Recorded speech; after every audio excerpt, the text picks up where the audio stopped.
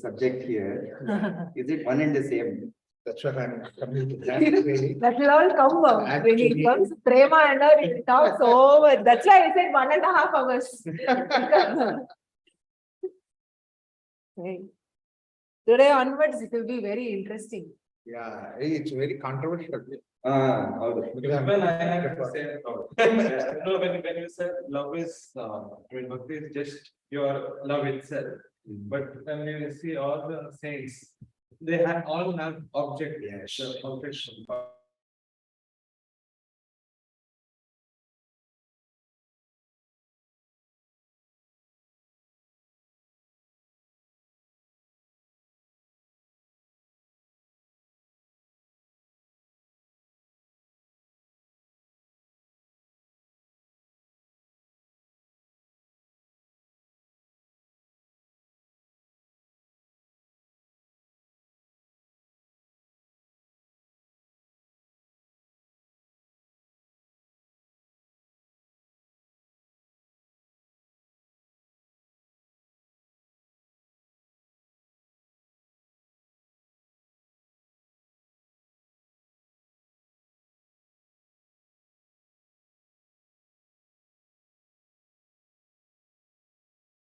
You can start.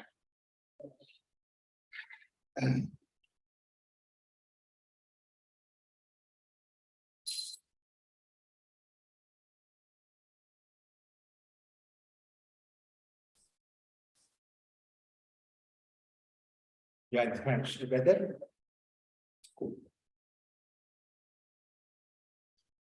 Om Sahana Bhavatu Sahanau Bhunaktu Sahaviryam Karamavahai Yasminavathiram Sumapitrishavahai Om Shanti Shanti Shanti.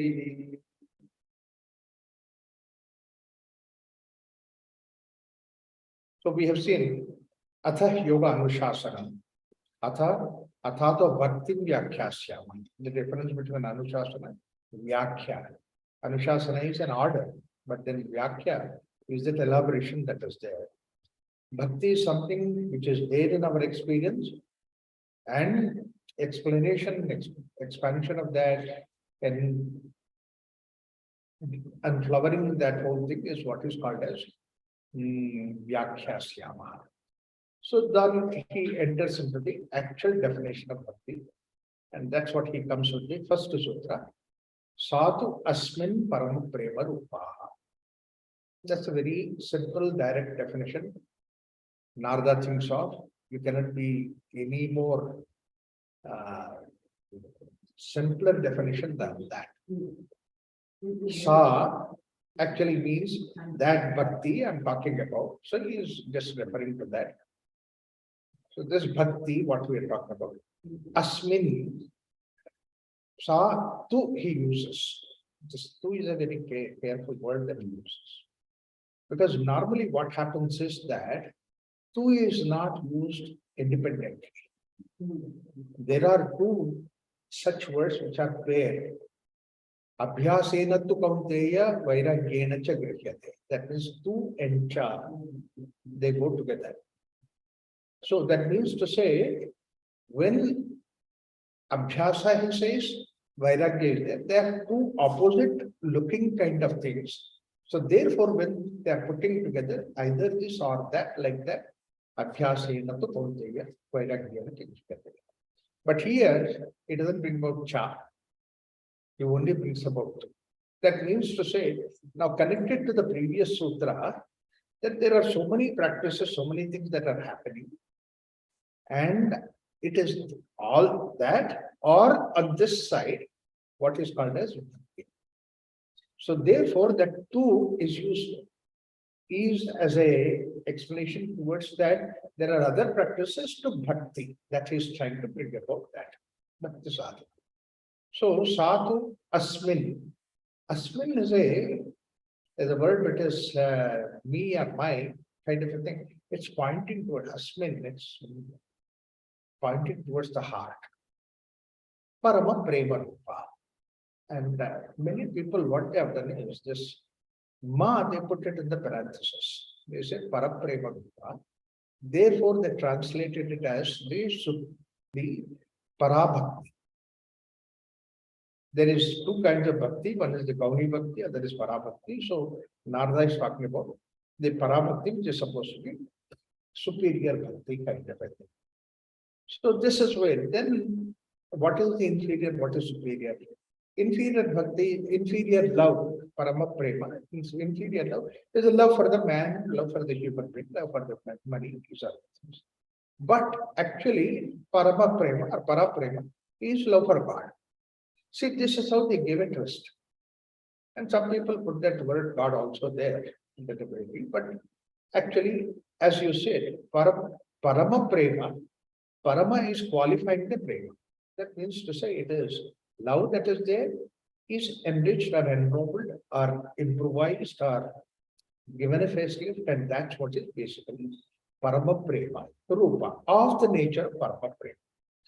Now, why I had to look at that way is that God we don't know, and I'm bringing about a definition of bhakti in terms of God. Then immediately the question comes, first of all, tell me God. What is God? Where is God? Introduce me. I have to know. I have to know about him. And then only I can think of love for God. Can't ask somebody to love somebody who you do not know. Love somebody in Timbuktu. You say that, how can I love? Let me have some email address, some WhatsApp message, WhatsApp.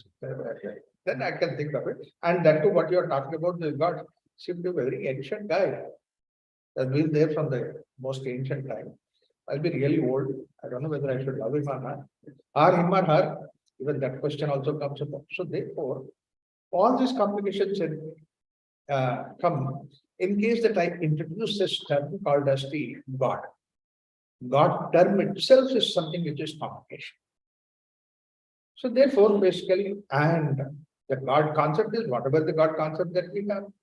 I have a concept of God, something like 1, 2, 3, 4. But then, is it true? Somebody else's concept of God is something else. Like a very simple thing that, I go to some Ganesha temple and then somebody looked at the Ganesha and said, oh, he is not the right Ganesha. I said, why? Because, I looked at the Ganesha which has the trunk on the right side, these are the left side. See, there is already dichotomy, there is always difficulty. So which is the God that you are talking about? And God is also him or her or it or whatever it is, that all those complications are there, because basically that a term which is introduced to you from somebody, some culture, something like that. It's not the real term that you accept. The priest, when he died, he went to heaven hurriedly. And there, that fellow is sitting there, Saint Peter is sitting there, said, hey, and urgently I want to go and see God. Hey, wait. What's the urgency? Wait here. God is busy. No, I've come all the way, waiting, and I came here to see him. Okay, I'll clarify you certain doubts before you go there. Said what? You said see him. God is not him, God is her. Finish. He's already half dead. And then he says that, you might be thinking that God is white. No, he is from Africa, black. And if you go there, be careful because God may be talking to you, saying you, but he looks to be seeing elsewhere because you are squint eye. After all those things, you decide whether you really want to see God or not. You see, that means your image of God is not the God original, actually. So therefore, all these questions come. That's the reason why a lot of people are put off with the idea of God itself. See, they don't want God. That's the reason why this, one of the great philosophers, he said that God is dead. Because you show me whether God is there or not. He is dead, he is not there. He might have been there at the time of creation, but at least now he is not there. We manage ourselves. There's a very big sense of idea about that, because the idea is that now you depend on yourself. Otherwise, you are depending on God everything. Now it gives you an onus of responsibility for yourself. In fact, with a good intention, he said it. So therefore, basically, introducing the term called God or Bhakti in reference to God itself becomes ambiguous. It's like the introducing my house with reference to something which you really do not know. As I come to my house, where it is, post office, from there you take the left turn, all that is. And say, where is post office? Opposite to my house. You see, then where do you go? This way or that way? So both these things are unknown terms. So anything that you introduce, it has to be from the left turn, which we already know. We are experienced. And that experience we have is that experience of, in this particular sentence, one experience we all know is the experience of love. We have that. But still now, we have never considered this love as an experience. Because till now, whatever that we are working with the world outside is with the level of intellect.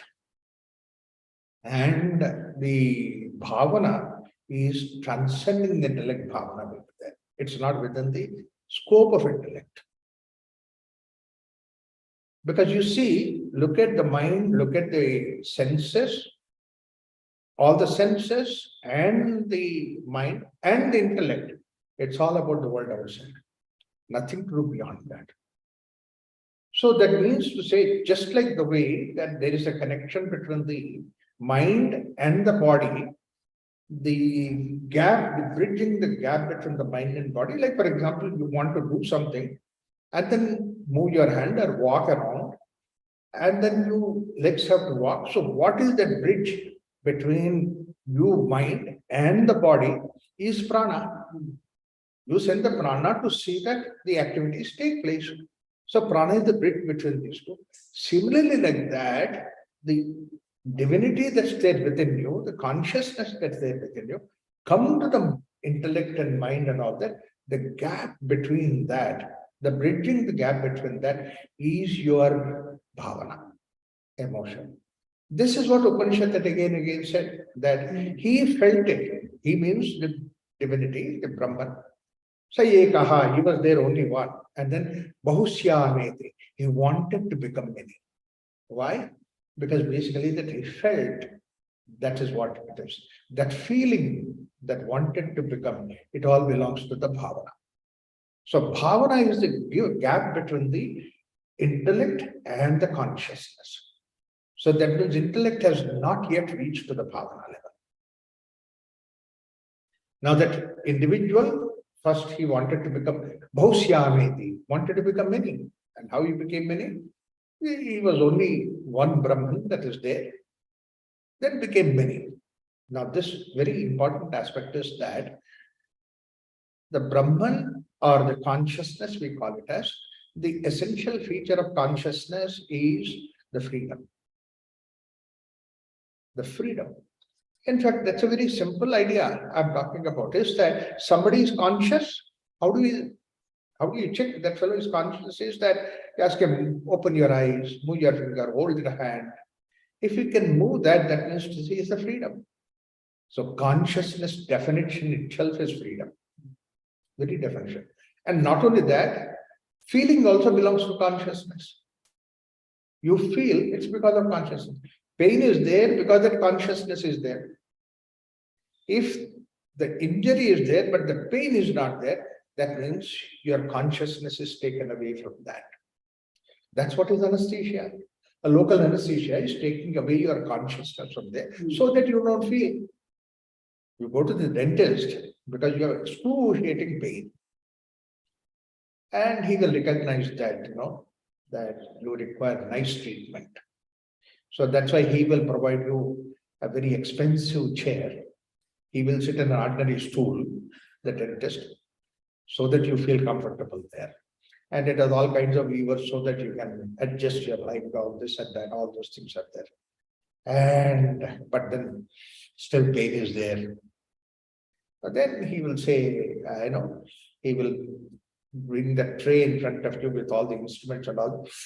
The moment you see the instrument, pain increases multifold. No, nothing. I'm not doing anything. No, I'm taking a simple swab. and that swab is put into the. And I just want to see outside how it is. And then he said, do you have anything? It's cool, nice. I say, yeah, nothing is there. But actually, it started working into you. And then slowly that anesthesia goes there. And says, open your mouth, you are afraid, but then still open it. He'll put a clip so that now you don't talk anymore. After putting the clip, then she goes, look, I'm just touching, I'm just putting this mirror and seeing that. And he would have pulled one or two teeth from you. You did not even feel it. Why you felt it? Did not feel it. Consciousness is not there. So the feeling belongs to consciousness. Freedom belongs to consciousness. See, that's what we have.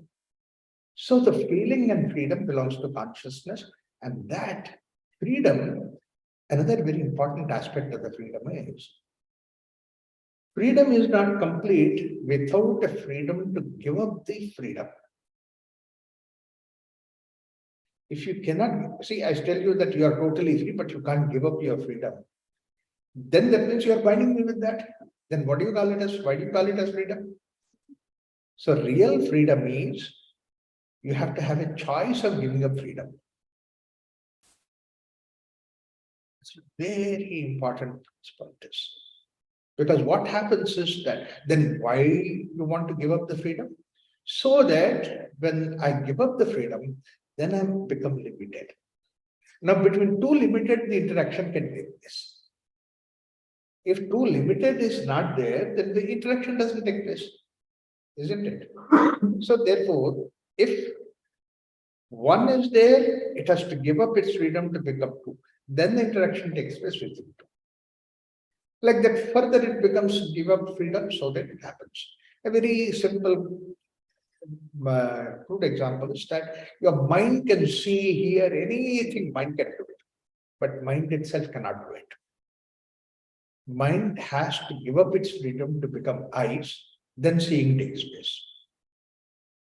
Freedom of hearing, these, that, touching, everything it has to give up and become only the eyes so that the seeing takes place. Similarly, mind wants to hear, that give up all the other freedom and then only the hearing is there. Then mind becomes ears. Now ears cannot do anything else because it's limited. So actually your perception is possible because of not being able to perceive, but because you are limited perception. Your limiting perception makes you to perceive. Your perception is everything. But out of this every perception, I just want to see. That means all other things I give up and then seeing takes place. Even the seeing takes place not like that. Even the seeing also, it filters lot of pictures and then only small little window is open to you, therefore your seeing takes place. So transaction takes place because it gives up its freedom. So in order to transact, you give up the freedom, it's your choice to give up the freedom. It's not a fall, it's a using the exercise, exercising the freedom, give up the freedom. So, in fact, in Taittiriya Upanishad, it says that there is only one thing. It has given up its freedom to become two. One side it becomes hunger, other side it is food. Now the hunger and food, annavad, annanam bhavati. Now, food and hunger interact, joy is there. That joy is nothing but experience of consciousness. Similarly, exertion and sleep. So, put together, then you get the consciousness, blissful state. So, bliss is constantly experienced by this interaction between the two that is developed. Interaction takes place. Like, for example, you want to see what is written on the board. It should be a blackboard on the white chart. Then you can see. If it is not like that, if I write everything on the whiteboard with a white chalk, then you can't see anything. It has to be, separation has to happen so that interaction takes place. And this whole creation is nothing but action, activity. So if the creation has an activity, that means to say, creation always is nothing but the same consciousness has become two. Division has taken place. And why does division take place? It has its choice. Give up its choice. Like money I have, Money is, the moment you have the money, you feel total freedom. I can eat anything, I can do anything, I can, children, you ask, you have so much money, they're given 100 rupees, what do? You know, I'll buy toffee. That's what it is. This thing is, wow, plenty. But then, if you make toffee, then you can't wear it. Money if you have, you can make a dress so that you can wear it. But then toffee you make it, that means it has given, money has given up its freedom to become what? An item. So constantly this consciousness giving up its freedom to become a lesser freedom, and then transaction takes place. For the purpose of transaction, that lesser freedom has happened. It's a continuous play that's going on. So therefore, essentially, it is all play of consciousness that's happening. And that first degree of freedom that gives up is where I want to become many, that feeling that want to become many is the one which resulted in this thing. So therefore, Brahman is there, and the bridge between the Brahman and the manifested world, where all this intellect, everything is there. And between these two is the bhavana, the feeling. Feeling. And that feeling has only one feeling. I love to become many. That's all in the form of love. Love is at that level where intellect cannot reach. And we're all born. So naturally we have love. And look at every child has that love. So love is something which is there with us. So love, we know it because that's how we have become. Even before the intellect comes about, love has come. In fact, that's what you see. A child, 3-4 days child looks at your face, smiles out of love. Whereas intellect comes when the child grows to 4, 5, 6 years, and sometimes even 50 years, nobody gets intellect. It's a different issue. But intellect comes much later. Emotion, what we are born with. And only one emotion we have, that's what is the emotion of love. And now, therefore, what he's talking about is something at that level, which is beyond the level of intellect. Now you understand why he said, Satu Asmin Parama Prema. Here, intellect is there, and then work and world and all that I was involved. I finished all those things. That's why Athato Bhakti Vyakhyasya. Atha. Now, therefore, that means I worked enough with that. Therefore, too comes here. Now let me look at my heart. Let me look at my emotion. Bhavana. That's what is prema. But then there's no reason for God there. Because the simple thing I tell you is that the child has love. The child has no concept of God. No child has any concept of God. Do you mean to say that the child is Gnostic? No, neither Astic nor Gnostic. Both these things are world created. Whereas the child is love. So, but then, therefore, basically, that what he is Narada is talking about, let me take you to beyond the level of intellect, mind, intellect, complex, and all those things, which is all about the world outside, and go beyond that. That's what is Parama Prema. Prema is the most important aspect. If you remove that aspect of it, that means the emotion aspect of it, and every other thing is intact, like for example, mind, body, and all the senses, everything is perfectly okay, and with the intellect that you have, and then memory, that antakarna, manas, buddhi, chitta, ankara, everything is there, and bhavana is taken away, then what is the way that you are different from a computer? Computer has all those things. Memory is there, computer, processing is there, like the way intellect is there. Memory has the senses, much greater senses than what we have. And it has much bigger memory than what you have. So you are ready. The moment that you take away that bhavana, you are reduced to a computer. That too, it's not an ordinary computer. You are reduced to most inferior computer. Most inferior, because you cannot memorize like the way that computer does it. You cannot process the way that the fast that computer will do it. None of the functions are better than computer that you have. In what way that you are great? So what makes you great is only because that you have that bhavana. And then bhavana, they put it as a subservient to intellect. And intellect, that's why he says that emotional intelligence. That means you bring the emotion down. And that's why people condemn the emotions. That's bad. It comes in the way of your emotions. Condemns way that your intellect. So this is what people say. Hey, bhakti is the only thing which elevates the intellect in bhavana, higher the level of intellect. So, asmin parama prema rupaha, of the nature of the supreme love. There's no why he used love is because that there is no other bhavana emotion that we are born other than love. Directly connected descends from the divinity connects to that. There is nothing in between. That's the reason why you see that third, fourth day of the child looks at your face, smiles. There's no intellect at all. You cannot question the child why you smile. You see, you love the child, and child loves you, and therefore that smile comes. Adult smiles you have to be careful, why this fellow is smiling. But a child's smile is natural, easy. So that's why basically, not only the children, even the animals love you. I spent half an hour now with Zimba. My God, the amount of love he showers. Extremely, extremely positive.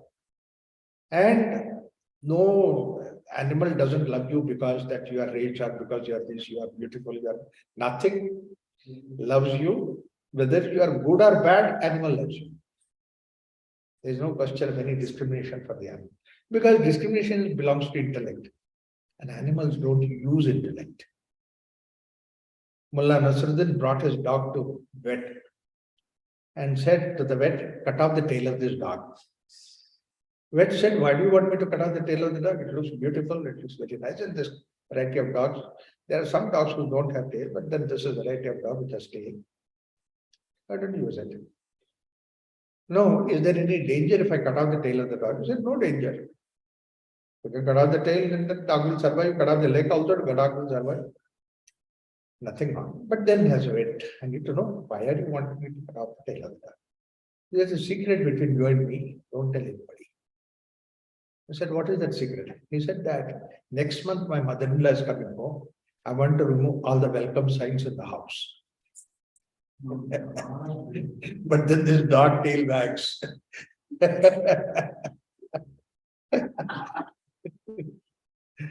So I want to cut off the tail of the dog. Dogs love you and your mother-in-law equally. Not only animals love you, even the plants love you. Plants have love. In fact, today only I was reading an article where it says, plants love to live together. They want that music between them going on. Somebody has really pointed out that. They nourish together that feeling of love. And they also give information. That's another beautiful thing. That's what in the article that I was reading, that if there is a life danger, the plants communicate to each other that there is life danger. All that. See, just imagine that love is such a wonderful thing.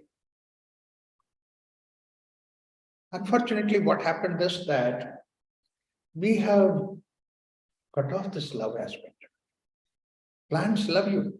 You see, I go to the places where gardens are there, and people say that, the boards have said, don't touch my plants. If you touch the plants, 100 rupees fine. They're very cruel. Whereas I've seen one garden in Hyderabad, a friend of mine came by. And there I went, first time, and that I see that garden is lush green and beautiful, full of flowers and all those things. And then every place he put the placard saying that, please touch my plant, they love your touch. What a wonderful statement. And because that placard is there, the children will rush into that garden and then hug the plant, kiss the plant, and they, clean the leaves and all that. They put some water. It's a huge tree, but then they put some water. All that they do it because now they love. They belongs to you. You see, when there is love, then you don't destroy it. You don't even pluck the flowers because the flower is so nice on the plant. Plants love you, animals love you. Why? Because basically that we have in Sanskrit the same word for love and life. Life is called as pranaspandana. Love is called as hridaya spandana. Locale is different, but the activity is the same. It vibrates with you, it resonates with you. Between two individuals, when there is love, there is a resonance possible. And resonance is possible. There's another very important secret. Resonance is possible on different kind of things. It's not that you be like I am, therefore that we can resonate. No, you be your way, I'm my way, and let's resonate. This is what is music. What's music? Different kind of instruments put it together, and then that's what makes that. It is a beautiful combination. That's resonance. So all these things show that how important it is. Love. And then we have underestimated love and bringing about God there, saying that your love for God is important. Bhakti. Love for human being is inferior. Noni bhakti. In fact, Ramanujacharya, and somebody came to him and said, teach me about bhakti. Ramanujacharya said that, do you have anybody in the house that you love? Oh, I have my wife and children, all that. I don't love them. I only want to love God. He said, stupid. Go back and start loving them. Then you can love God. You start the journey from there. You don't even understand what love is. When we do not understand love, then every relationship is reduced to only the sex. Who made that? Who degenerated this whole aspect? We degenerated because it is something which is supposed to be godly. Love itself is godly. And then we degenerate it to become something like a physical relationship. Therefore, that we shall it. How unfortunate it is. We have so many different varieties of love. And love itself manifests in the form of compassion. Love itself manifests in the form of, it's like love is like the sunlight. Passes through the prism, gives 7 different colors. Same love that is, you look at that, your own love, when somebody is suffering, immediately it manifests in the form of compassion. Just go and show your compassion. It doesn't require big intellect at all. It doesn't require intellect. Just your compassion makes you feel it's love, manifests in the form of compassion. There's one YouTube even that was there, I was just watching. In Turkey, it's a Muslim country. And Islamic country, one of the big events is this Bakrid. And Bakrid Day, I don't know why they call it as Bakrid. Bakri means actually the goat, and they get that goat and then they kill the goat. It's like, I tell you that I will celebrate your birthday, means I'll bring you and cut you. It's like that saying that, I don't know, cutting you is celebration. And then the story is that family that they brought a bakri, and then the goat is there in the house, and then there is a small boy. He became friendly with that goat. About a month or so, 2 months, the goat was there. And they became very close. And now, Bakri, they came, they want to take this goat away and then cut it. This boy was crying and crying and crying, and then holding onto the Bakri and said, I don't want to leave it. Finally, they had to agree with an idea that, no, let's not cut this goat. Finally. Probably they might have cut another goat. But why don't you understand that? Why you say about this boy? I have another YouTube channel where I say, it's very beautiful job. What happened was that it's about East German area, East European countries, someplace. And somebody, he has caught hold of one, the huge dog, jackal-like. That's a huge one, thought of. And then it's totally non-vegetarian. So he caught hold of it, and then he was having it in his farm. But then this fellow is supposed to go out for 5-6 days. Now he can't leave the jackal, he will go into the forest, so he will not come back. Has to keep it, but then serve the food. So what to do? He thought for a while and then he did a intelligent work. He got his own, he had a donkey. He put the donkey inside the cage of just jackal so that jackal will eat for 7 days and then survive. Then he went away happily. 1 week later, he came back. He saw in that cage, both of them are alive. And not only that, they were emaciated, hungry. Because basically, the donkey, he thought anyway will be eaten by this. Why do you have to put the fodder for donkey? And then jackal will eat it so that he'll be safe. But then both of them didn't have anything to eat. They were. Then when he came back, he saw that, and then village people shouted, "What is the nonsense that you have done? Release the jackal, you cannot keep it in the house, let it go to the forest." So he released that, and then jackal went away to the forest. But then goat was there with him, and donkey was there, and then he was feeding the donkey. Now, what he has seen all of a sudden after 15 days or so, I mean, it was happening, but he noticed after 15 days that, evening they take the goats for grazing, and then while the grazing happening, he suddenly saw 2 eyes of the jackal at the forest outside, on the other side. Because, where this was there, that jackal. So he noticed jackal was there. First he thought, why the jackal doesn't jump on this particular thing? But then it never jumped on the goats. And goats are brought, everything is brought. Then he saw that the donkey also came to the place where that was in the cage and waiting for the jackal to come. And once the goats are removed, then jackal came running, and then jackal and donkey, they were dancing together. They became good friends. Animals have love. Such a great love. We can't understand the amount of love that they have. Out of fear, they attack you. But otherwise, if they have love, then they don't attack you. I can tell you hundreds of stories like that to show how natural love is. The creation beginning starts with love. And that emotion, what we are, call it as the bhavana. From that, all the other things start. So what we are talking about is any amount of intellectualization, any amount of sensory organs, and any amount of logic and all those things, it can never touch the expression of emotions. Emotion itself is so great. And that is says that you ennoble it. Parama prema, and that's what is bhakti.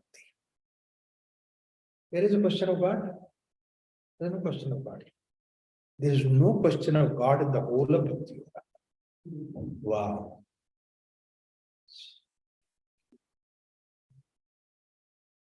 Unthinkable. But then there is also some important idea, and that is the most important aspect. What is that? God is still there. What is that? God is there. It's not the God, it is godliness that is there. Not the God, but it's godliness. What happens is the moment that in your state of love, immediately you see that elevation takes place. When you're in the state of love, you don't destroy, you protect. That's how compassion has come. And an emotion is there, you see something beautiful, wonderful. That's why appreciation has come. If you have love, in love that you see anything, it looks much more beautiful. Your love makes it to look beautiful. That's what is the power of love. Majnu was in love with Laila. And then Majnu's father says, "What is this you are in love with Laila? Laila is an ordinary woman. I've seen an ordinary girl that you have seen. I can show you more beautiful girls parade in front of you. You can choose any of the girls." Finally that they did not get married, Laila and Majnu.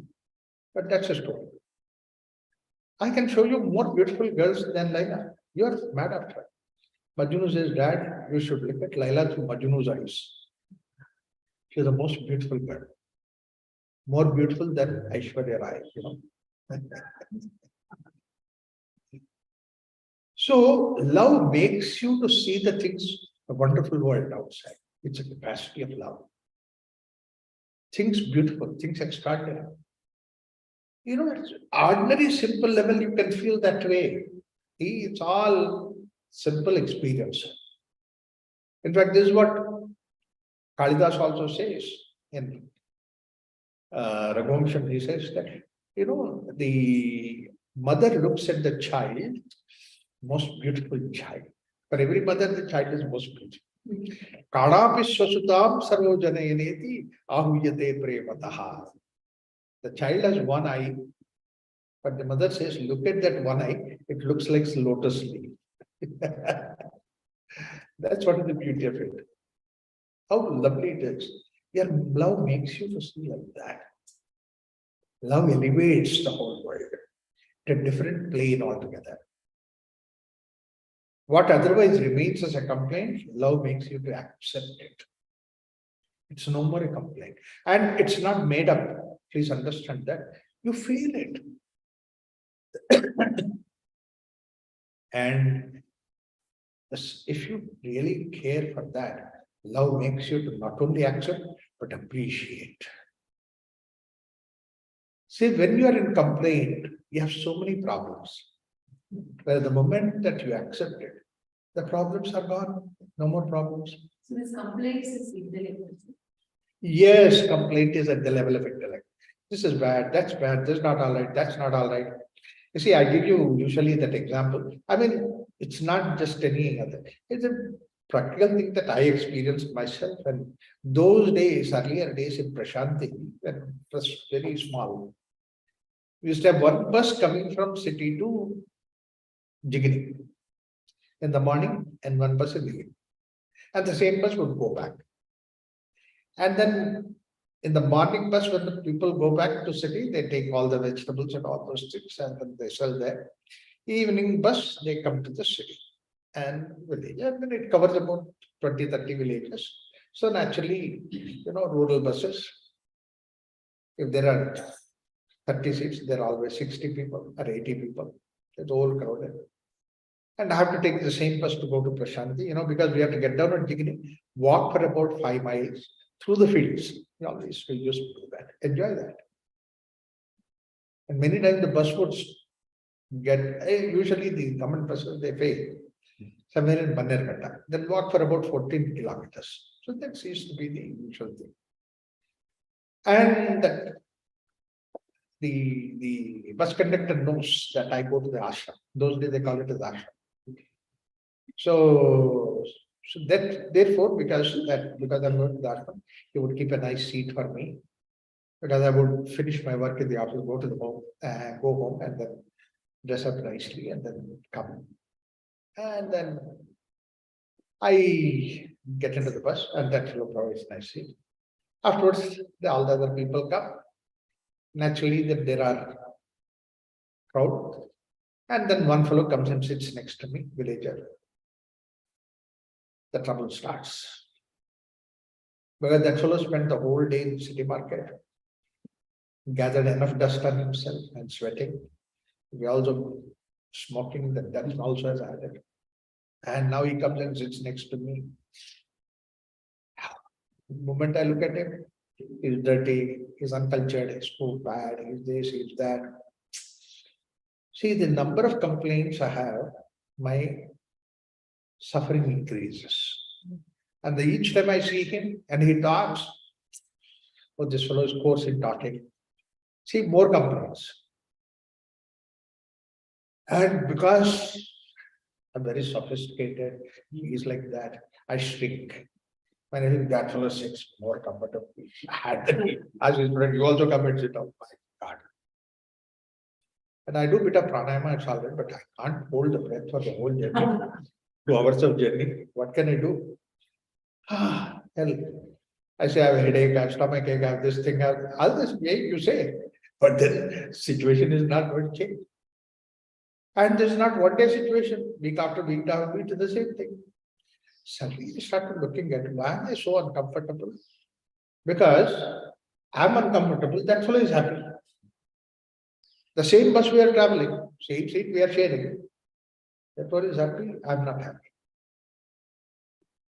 And he is happy because that he got the bus to go back home. Suddenly I realized that my complaint is not because of the bus, not because of the travel, but because my number of complaints make me unhappy. My misery is because of the complaints. Then one day, after all, we are going by the same bus, we are the co-passengers. So let me tolerate him. That's the first step.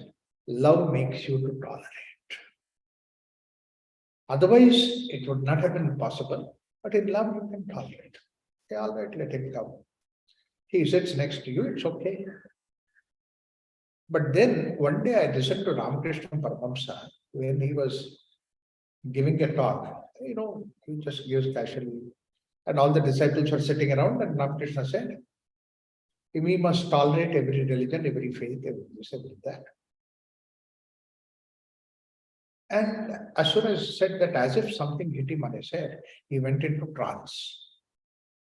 And people are waiting another 15-20 minutes, he was in the trance, then he came out. Normally, when he came out of the trance, he will bring an extraordinary, wonderful message. So then, eagerly waiting, and then he said, what did I say? We must tolerate every faith. No. Divine Mother says we must accept everything. Wow. And then after they dispersed, and then when they dispersed, Dakshineshwar, Ramakrishna's place, not Dakshineshwar, temple, Ramakrishna's place is there. Outside that there is a tree, and around that there is a platform. And Naren goes there, Vivekananda, he sits, and then everybody is around him.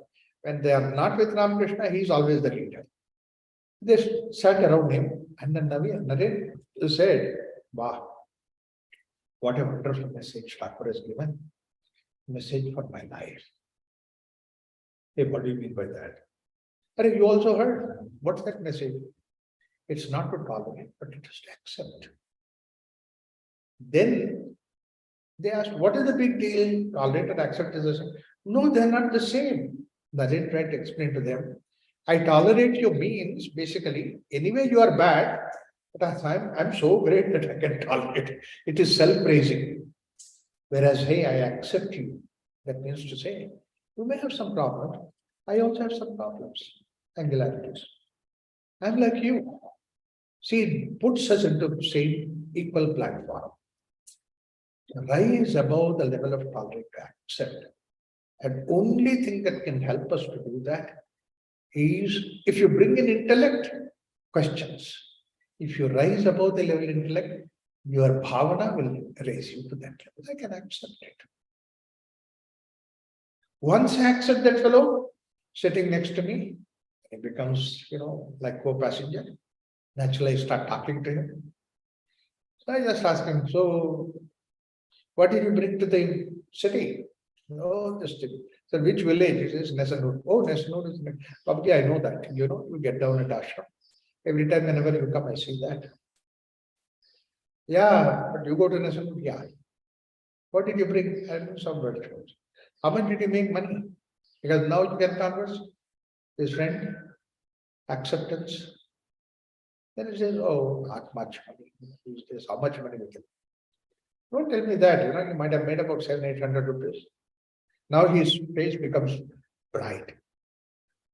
I made 1,000 rupees. Wow, you're very rich. I have 200 rupees, you have 1,000 rupees in your pocket. He feels annoyed. So what are you going to do with 1,000 rupees? You're going to drink? Hey, no. I never drink in my life. Hey, don't tell me that. Last time I was waiting for the bus, you came from the Hindi shop, from the liquor shop. That's only one time I did. See, villagers are so naive, simple. Okay, do one thing, keep 100 rupees each for your drink. Rest of the money give to your wife because she has to run the family. Sir, 100 rupees too small. Can I have 200 rupees? Sorry. He's requesting me. What a wonderful thing it is. So this way, when I converse, 1 hour journey, it would have been eternal hell. Now I'm conversing with him, it looks like 5 minutes. I get down at Jigini, you also get down at Jigini.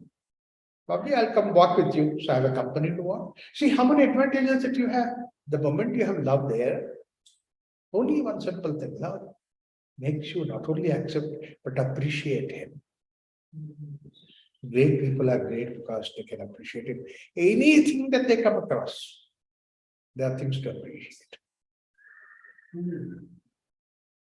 When Ravan brought Sita and then the whole war took place and all that, and finally Ravan is dying. At that moment, Lakshmana comes to Rama and says that, wow, brother, now we have killed Ravan, now we have to celebrate. No, it's a time to mourn. What do you mean by that? Now Rama says that behind the evil Ravan, there is also a saint Ravan who is dying. Don't allow him to die just like that. Go to him. What is the parting message? He asked me. At that point of time, Rama still can appreciate him. Lakshmana was surprised. He said, are you saying yes? Go to him and then get the message. Lakshmana goes there with folded hands in front of dying Ravan. So what is the parting message? You are dying. I'm so sorry. But then what is the message that you can give? Ultimate message in life. Ravan looks at him with a smile and says that, I don't think you have come on your own. Your brother must have said. Yes. He says, at this point of time, even my wife doesn't see any good in me. Only your brother can appreciate something in me. Such a great fellow. And what is that message that he cannot give, what I can give? So therefore, basically, but because he said, get a message, I'll tell you, based on my own experience. It's not from any books, my own experience. Said, what is it? Whenever you want to do anything bad, postpone it. You may not do it. Whenever you want to do good, don't postpone it. Do it right away, because you might lose a chance of doing good. I learned it hard way. Because when I conquered the heaven, I thought everybody can go to the heaven. Wanted to build a bridge. I said, any day I can do it. I postponed it. Today I'm dying. I can't do that. I wanted to bring Sita. Bad activity. My brother said, one day, think of it. Marija says, I didn't have some time. Again, Kumbhakarna also says, Ravan, my dear brother, you could have woken me up that day when you wanted to bring Sita. I would have advised you not to do that. I postponed it. This war would have happened. See? All the destruction would have happened. Want to do good, do it right away, don't postpone it. Don't do bad, postpone it, you may not do it. This message Ravan gave to Lakshmana. Because Rama had appreciation of Rama. But then Upanishad is very greedy. Doesn't want to stop there. Not only just appreciate, but appreciate in such a way that you can see the divinity in it. God in it. If you have that love to see the divinity, any activity that you do, you can see the divinity. Not good activity or bad activity, but you can see the divinity. So this is what basically the way. Therefore, ennoble your love, enrich your love. Parama prema means what? Beyond that, there is nothing impossible. What is not possible? Because you've seen God everywhere. You've seen everything God, like the rishi is sitting under a tree, beautifully immersed in the meditation. And a robber comes there, looks around, there is nothing to steal. He gets irritated, takes the dagger and pushes into the chest of this rishi. And rishi opens his eyes, looks at him, smiles and says, you cannot deceive me, you are also God. And then he dies. You don't see God anywhere else. You see God in his own creation. And that's what is your perception of love. A simple step of love can take you all the way right to the level where you see God. So therefore, heaven and hell, they're not altitudes, they're attitude. If you have an eye to see the divinity, appreciate, then the whole world looks heaven. Appreciation. Raise above that level. That's what is divinity. It's a God. So that is the reason why it is not about Parama Prema Rupa is not your supreme love for God, but you can enrich your love such a way that you can see God. Nothing else but God. Of course, this whole creation is nothing but divinity. We don't have eyes to see that. And eyes have that equipment also. That is what is basically your power. Be able to see the divinity. You can appreciate, you can see how wonderful it is, and all that can be possible if you can only enrich that love. But the moment that you deny the love, where can you see the divinity? Perceive.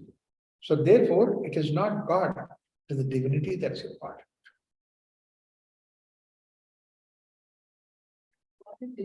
Divinity. The moment that you take as God, then you put in the temple and then you put it in the image and then you pray for him and all that. The rest of the world is doesn't have any God in it.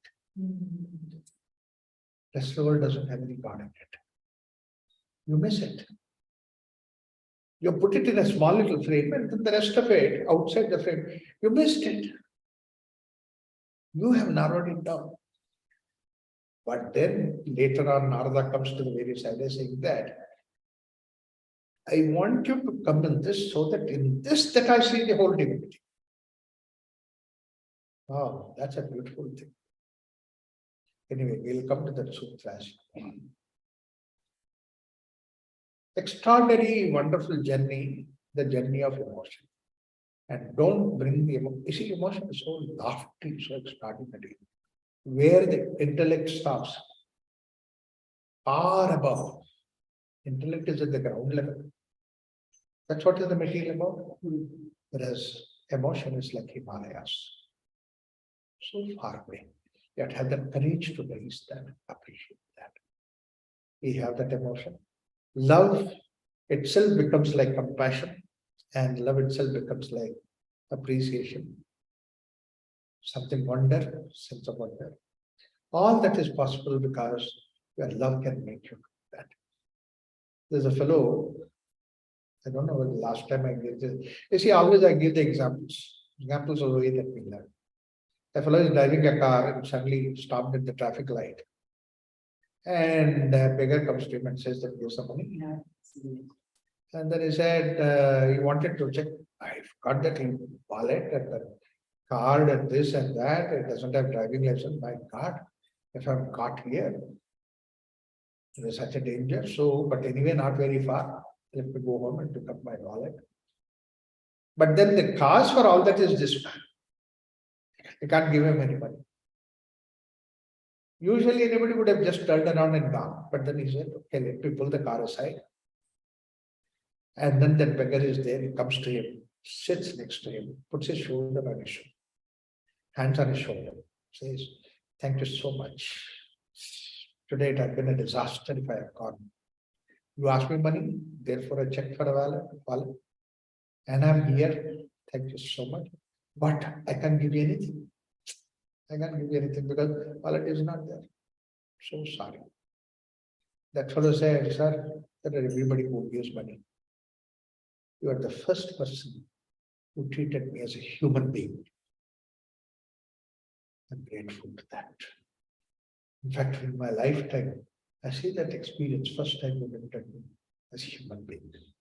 This is what love can do. Love can make you to see the humanness in non-human things. A paper, when you love, that's what is love letter. Makes you feel that there is so much of love, so much of life in that. You preserve it carefully, you keep it like that, you don't show it anybody, you just hide it and all that thing. Wow. Why? Because it has life like that. Love can make inanimate into animate. Love can make animate into God. That's why Parama Prema. Let's continue the discussion. This is what is the second sutra. Om Shanti Shanti Shanti. So now, so question answer in a. Sorry? Yeah. Can I question answer? So you, when you said love, we don't see people as, as human. So it's basically, without love, we don't see people as human. Basically, Yes. lack of love makes, objectifies us. We Right. Makes everything into material. That is objectification.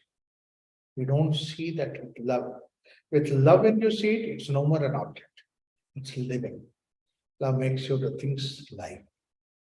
Without love, even the closest of the object, God, person, idea, becomes like an object, material. See, love is a bridge between the matter and the consciousness. And then minus love, you become material. That's what is computer. With love, you become consciousness. That's one of the reasons in our culture that, see, when the festival day comes, for you, your scooter is living, the computer is living, your this is living, your kitchen utensils are living. You do the puja for everything. That means you bring in to see life in that. It's not anything. And one more question. Yeah. Is continuation of the, not continuation, is in North India, the concept of Pati Parameshwar. Yeah, So that is, the husband is made of Pati Right. Parameshwar. It's like to see the divinity in Yes. and feel that right. now more towards the husband is absolutely, that's why they are. So I was trying to tell you that in love, that duality is gone. Now I'll come to that in the next time, because that's what is the sutra which is that. You know, this duality and all that people talk about. I'll talk about them because Dvaita, Advaita, Visishta, Advaita, all these concepts are there in that. So I need to get into that complete aspect of it, understand. Why? Unless, because once you know about all these things, then you wonder why people are fighting about that. There's no need for fighting about that. Everybody is so naturally born with. Yes, Everybody equally has children. right.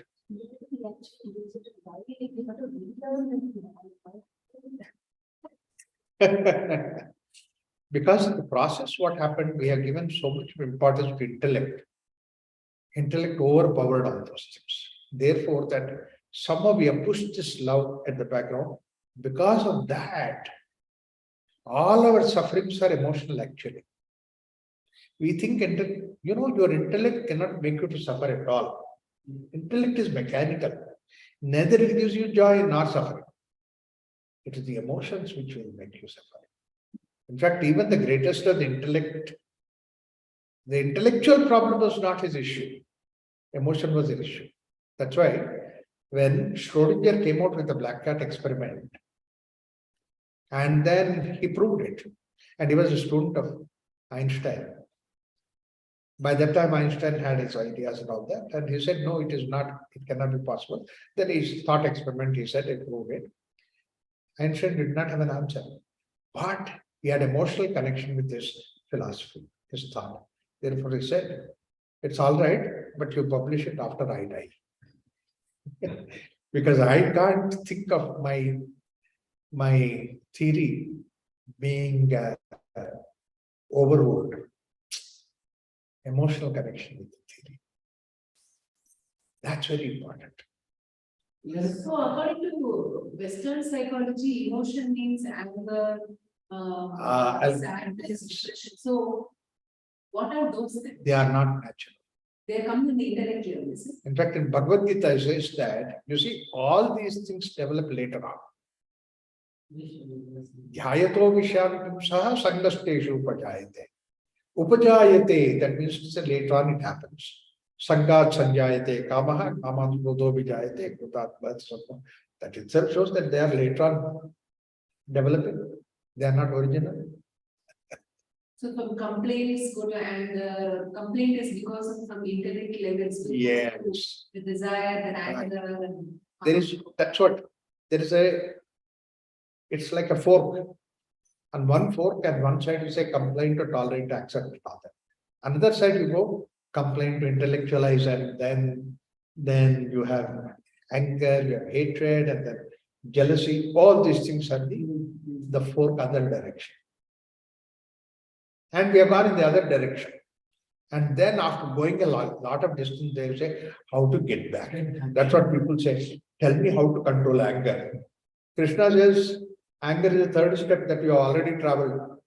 Because dhyayato vishantum saha sangasteshu pajayate, sangat sanjayate kama, kamat krodho vijayate. So you look at the way, you have already traveled that far. And then there you realize you have to return. But what about the first one? So if a person has realized that I need to control, then what should be, again, just invoke love, more love, is that? We'll come to that. Oh, So, There is a question which I have with you. yeah. Is God an experience?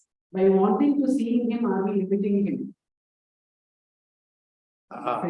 That is what I said, that it's much later in one of the sutras that you will come to that idea, that we would like to look at small image, invoke God, because not because of your limitness, but because my inability to see something small. I said, that our instruments of perception, they are limited. I can't see wider than that, therefore I limit you to this part. But please, you don't limit. You keep yourself in expansive state. So let me go to see that expansiveness.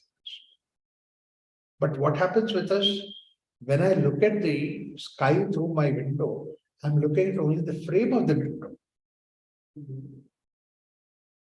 You cross the frame, then you go to the sky. Then it is limitless. So the God image has to become like a frame, so that I don't hold on to the image of God frame, but I see the sky. How to do that? Yes. seeing the sky, seeing everyone as the divinity there, and Yes. love just moves out. Look at the simple thing. When the Rishi has that kind of an experience, that's when he said, Sarve bhavantu sukhina. May all be happy. How can you think of injury to somebody when you see everybody is nothing but divinity? Sarve bhavantu sukhina. Similarly, when the Rishi says, oh, he looks at the whole crowd and said, wow, Isavasyamidam sarva. It's his experience is traveling, conveying. Now you can deny that experience, saying that no, everything is garbage, and you say Ishavasya. Who is the loser? He is not the loser. You are the loser. You have a chance to see everything divinity because somebody else has seen it. Then you start working, okay, how can I see also that? He has seen it, so let me also see. That's what he can do. By denying it, who is the loser? You are the loser. Similarly, Upanishad. I mean, I can quote hundreds of Upanishads where it says something. But in Taitra Upanishad, when the Rishis looks at the soul, I'm this food, I'm this hunger. That's what it says. How. In Taitra Upanishad. That how is an expression of exclamation. Wow. Okay. And it is wow. He looks around. Ahaman. I'm the food. Ahaman nado. I'm the hunger. I'm the food. Ahamagga shloka krita. I'm the beginning of the whole thing. See, that means he's experiencing that. It's not simply he divided this Anna and Anna. It's not intellectual division. It's experienced. Put them together. Practically speaking, for example, if there is a soldier on the battlefield, if he is in this state, Yeah. how should he? See, what happens? This is what later on, so many sutras which are there, we have to cross through. But then one simple idea that I can see is that this feeling is within you. It's not to the world outside. You come to the world outside, expression come to the world outside, where the world deserves that expression. Otherwise, don't show yourself. I love somebody beautiful. I can't just go to that girl and say that, oh, you are looking so good. Her husband is there by the side, he will immediately take the chappal in his hand. So I should see what is the society where I am. That's why he says that in one of the sutras, he says that you don't disturb the social norm because that we are in the state of love. If you disturb the social norm because you're in the state of love, you have not understood love. You have not understood that. Because your love is incomplete without that expression. If it's fullness, it's Brahman. Where is the question of it depends on expression? I don't have to express. Just listen. Is bhavana and love same? Bhavana is the Sanskrit word. And what is the only bhavana that we have is prema. And prema is translated as love. Only one bhavana we are born with. That's what is prema. We are born with and we Yep. are in the death. Because that's Almost what when you the die, that time also we recognize. we that will never go away. And not only that, you might die, but you remain as bhavana. The body dies, intellect dies, mind dies, it's all right, but you are still a bhavana. Who said that you are not bhavana? Who said that you will die? You don't die. That's what very beautiful example that we have, You see, these are the stories will help us to understand. This is that Manmatha and Rati, husband and wife, loving each other, very beautiful, very good. Everywhere. And then, they were playing and then it is said that Shiva is disturbed and therefore that he curses Manmatha. And then Rati is now widow, she died. And then this Narada fellow is there always to help somebody. So she goes to Narada, says, "Oh, can you help me? One thing, just go to Rati. You are also a woman. Parvati is also a woman. Go and hold her feet. Don't give up until she says, okay, I'll bless you. I'll do whatever you want. And then she goes and holds you. And then I don't want it. Okay, what is that you want? See, my husband, we were playing, and then Shiva burns it, finish, work, over. Oh no, how can that happen? Let me go and ask Shiva. So Parvati goes to Shiva and then asks, what is this? Shiva smiles. Hey, why are you smiling? I'm asking a serious question. Manmatha is beauty. Rati is love for the beauty. So therefore, I don't want beauty to be concentrated in one person. Look at the whole world. Is it not beautiful? I'm spreading in the whole world. Eternal. So you are eternally, you are Sati. You will never become a widow. That's why we celebrate Holi. Holi is what? Spread the colors everywhere. Spread the beauty everywhere. That's what is Holi. And then we say that. All these examples of all the saints who are in Bhakti Marg. Snake, huh? Saints. Yeah. They all have a personal God. We'll come to that because I'm only in the third sutra, 88 sutras are there. It's a huge journey that we have to make. People think that bhakti